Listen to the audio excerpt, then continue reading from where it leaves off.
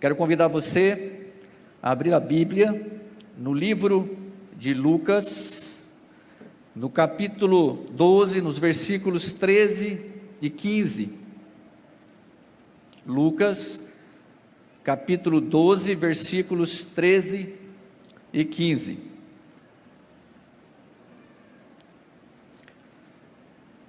Na minha versão diz assim, todos já encontraram?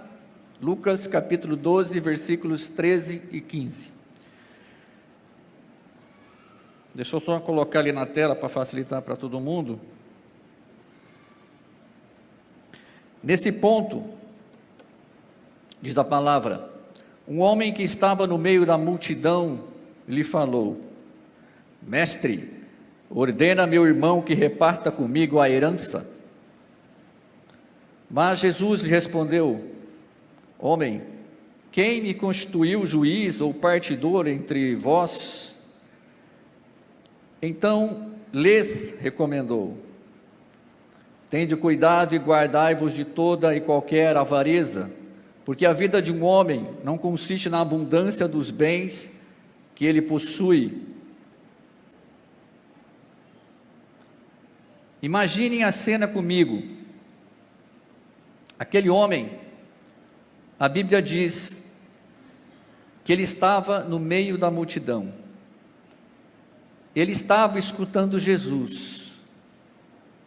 Então ele diz: Mestre, ordena meu irmão que reparta comigo a herança. O que aquele homem foi fazer lá? Aprender de Jesus? Aprender sobre o reino de Deus? Claro que não. Aquele homem estava cheio de si, suas palavras não foram polidas, ele não fez uma pergunta, não estava interessado em aprender do mestre, só queria usar de sua influência e autoridade. Dizem que enquanto estamos calados, ninguém sabe se somos inteligentes ou tolos.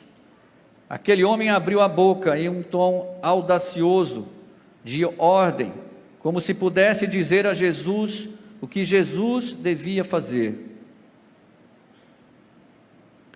Deixa-me dizer uma coisa: Deus não nos deve absolutamente nada. Nada a mim, nada a você.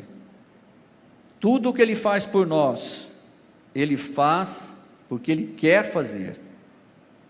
Eu sei o que eu estou falando. Quando eu era muito jovem, eu acreditava que para Deus me amar, eu tinha que fazer sacrifícios. Me ensinaram assim, que se Deus lá do céu visse como eu sofria por Ele, Ele ia olhar para mim e pensar: nossa, como Ele me ama, fazendo esses sacrifícios. Logo, vou atender seu pedido. Ah, queridos, como minha vida mudou quando finalmente fui liberto dessa crença. Quando entendi que o único sacrifício aceitável a Deus foi Jesus ter morrido por mim e por você naquela cruz sangrenta. Como é tolo o pensamento de que Deus pode aceitar a barganha humana na forma de sacrifícios ou na forma pregada pelos adeptos da teologia da prosperidade, que enche igrejas, engana pessoas com a ideia antibíblica de que a fidelidade nos dízimos o coloca numa situação de cobrador, de poder encurralar a Deus, distorcendo completamente o conceito bíblico de fidelidade, que é ligado a um coração quebrantado pelo amor de Jesus Cristo e não a um coração movido pelo egoísmo e pela cobiça. Observe a resposta de Jesus: Homem, quem me constituiu juiz ou partidor entre vós? Ele foi claro em sua resposta, franqueza absoluta: não sou a pessoa que você deveria tratar desse assunto. Sabe, muitas desavenças familiares ocorrem porque resolvemos nos meter em assuntos que não temos que nos meter. Jesus não tentou satisfazer todas as eventuais necessidades das pessoas, nem se intrometer em todos os problemas delas.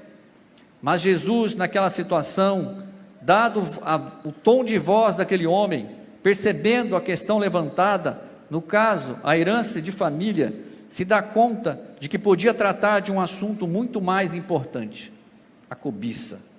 Afinal, não fora a cobiça que motivou aquele homem a iniciar aquele diálogo ríspido com Jesus? Então, Jesus vai apresentar no versículo 15 o princípio financeiro do reino para termos paz de espírito. Veja que Jesus, nesse ponto, não está mais falando com aquele homem somente, mas sim agora com toda a multidão, e lhes disse: guardai-vos de toda e qualquer avareza, ou seja, da avareza na forma de dinheiro, na forma de coisas, de fama, de poder, sobre qualquer coisa. A tradução grega para avareza tem algo a ver com uma sede insaciável. É como uma pessoa sedenta, bebendo água salgada, que apenas vai aumentar a sede, ainda mais, até ela ficar doente ou morrer. Esta é a natureza da avareza, é desejar algo que no fundo não lhe fará bem. O suficiente nunca será suficiente, de forma que Jesus acrescenta: porque a vida de um homem não consiste na abundância dos bens que ele possui. Então Jesus vai apresentar uma parábola, a partir do versículo 16, diz assim: ele lhes proferiu ainda uma parábola, dizendo: o campo de um homem rico produziu com abundância, e arrazoava consigo mesmo, dizendo: que farei, pois não tenho onde recolher os meus frutos? E disse: farei isto, destruirei os meus celeiros, reconstruí-los-ei maiores, e aí recolherei todo o meu produto e todos os meus bens. Então direi à minha alma: tens em depósito muito bens para muitos anos, descansa, come, bebe e regala-te. Mas Deus lhe disse: louco, esta noite te pedirão a tua alma, e o que tens preparado, para quem será?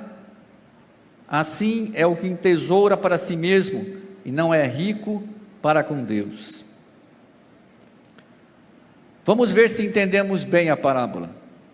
Havia algum problema pelo fato de aquele homem ser um fazendeiro bem-sucedido? Havia. Tudo indica que aquele homem era um administrador competente, que entendia do seu ramo de negócios, que era trabalhador. Tudo indica que era honesto. Tudo certo, então. Não há em todas as escrituras nada contra o sucesso ganho e merecido honestamente, muito menos contra a prosperidade financeira.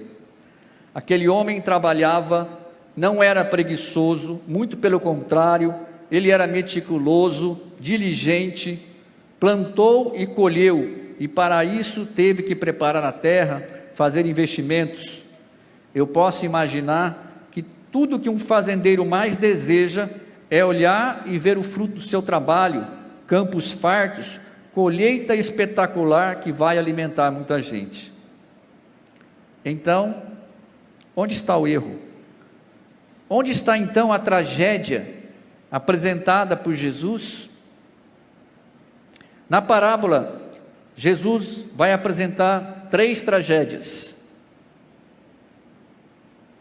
A primeira tragédia: aquele homem não conhecia a realidade da sua própria pessoa. Aqui do púlpito, eu olho para mim e eu olho para vocês, sabendo que talvez daqui a um ano alguns de nós não estejamos mais aqui. Talvez você se ache muito jovem e acredite que ainda tem muitos anos pela frente para fazer faculdade, estudar, se especializar no trabalho, se casar. Mas daqui a 20 anos ou 30, você chegará à conclusão que a realidade da morte é algo não tão distante assim. Daqui a 50 anos, a maioria de nós não estará mais aqui. A verdade é que nós não dispomos de muitos anos assim. Esta é a realidade que aquele homem desconhecia. Aquele homem disse: descansa, come e bebe e folga. Sabe qual é o nome disso? Presunção. Aquele homem era presunçoso. Aquele homem nunca parou para pensar que suas colheitas abundantes não lhe trariam satisfação plena. Ao contrário, ele pensava que o ganhar cada vez mais lhe daria um senso de satisfação à sua alma. Eu digo a vocês que a verdadeira alegria está em nos conhecermos verdadeiramente, de forma real, espiritual e profundamente. Nos darmos conta da nossa real situação, de que sozinho nada podemos fazer para viver eternamente. A segunda tragédia: aquele homem não se interessava pelas outras pessoas. Observe o texto: ele só vê a si mesmo. Conhece gente assim? Estão por toda parte. É eu, o tempo todo, eu que fiz, eu que mereço, eu sou melhor. Já viu os currículos? A pessoa lá coloca seus feitos: fui responsável por isso e mais aquilo, fiz a empresa faturar tanto, nisso e naquilo. Aquele homem estava sentado no trono da própria vida. Como já falei, estamos lidando com um problema que está em nossas veias. Desde que nascemos, carregamos as marcas da cobiça. A terceira tragédia é a maior de todas. Aquele homem não arranjou lugar nem tempo para Deus. Vivia como se Deus não existisse. Vivia dentro de si. Quando no primeiro sermão dessa série falei sobre como fazer dentro de um planejamento financeiro um plano de gastos e mostrei uma pizza dividida em várias fatias, cada uma representando um grupo de contas, eu perguntei para a igreja: quem é o dono da pizza? Se você não viu, você pode assistir, está aí no canal da igreja. Pois então, aquele homem, ele achava que era o dono da pizza. Ele não enxergava que era Deus que abençoava a sua plantação, que mandava a chuva, que germinava a semente. Precisa tanta coisa para uma semente germinar, que o fato dela germinar já é um milagre. Sabe, não existe planejamento financeiro perfeito separado de Deus. A nossa vida não cabe em uma planilha. A nossa vida não cabe em uma apólice de seguro. A nossa vida não cabe em um testamento. A nossa vida não cabe nem mesmo nos nossos melhores sonhos. Não quero dizer com isso que esses instrumentos não têm o seu papel e importância. Mas olha o texto. Louco, esta noite te pedirão a tua alma, e o que tens preparado, para quem será? Só quero dizer que a vida que Deus planejou para nós está muito além das nossas mais profundas expectativas, mas precisamos entender a necessidade de vencermos a batalha da cobiça, e para isso precisamos do poder do alto, do poder do Espírito, do poder de Deus, de assimilarmos o ensino de Jesus, de tomarmos decisões deliberadas e fortes contra a cobiça. Não permitir que a cobiça domine nossas vidas. Bateu na porta, não abra, não atenda. Não me entendam mal, não estou falando que há algo errado em termos uma vida confortável ou em desfrutar dos benefícios materiais frutos de um trabalho honesto e de um planejamento cuidadoso, mas isto é drasticamente diferente de guardar seus bens para você. A única razão para Deus nos abençoar materialmente e termos mais do que precisamos é para dar mais, não há outro motivo.